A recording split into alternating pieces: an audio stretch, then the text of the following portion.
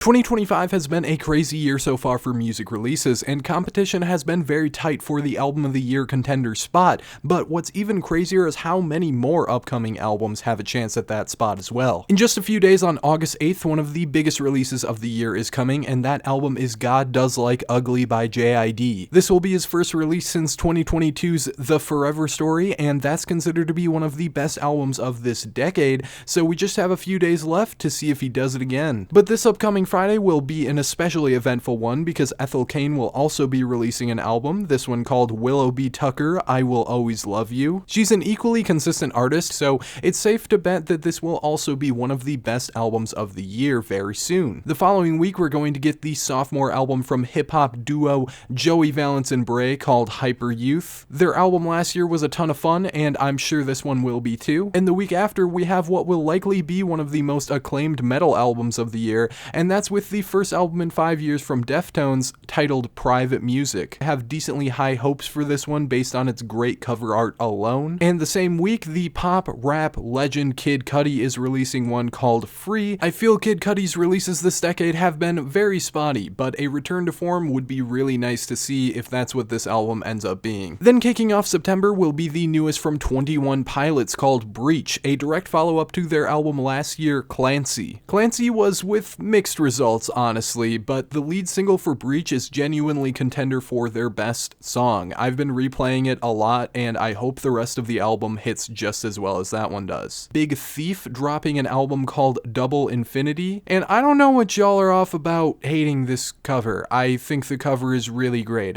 okay? I mean, it's a lime. Why does everybody hate limes suddenly? Also in September, post-rock band Maruha will be dropping their debut album at long last, following several great EPs. If you didn't know them before, you probably know them from their feature on Quadeca's Vanisher album from just a little while ago, and I'm certain this album from them will be great. I'd say that album is honestly tied for my most anticipated release, right alongside the upcoming album from country, indie rock, and punk fusion band Geese. Their previous album 3D Country and their vocalist Cameron Winter's solo album have been some of my most replayed albums of the last couple years, and the singles for this have been breathtaking. Also, Kenny Beats is credited to be a producer on this album. I have no idea what to make of that, but I need to hear it. And the very last exciting upcoming album release I'll mention is the new Juice WRLD album titled Better Days, dropping on the 10th of October. But that's all I got, so let me know what your most anticipated album release is in the comments, and remember to like and follow for more music-related content.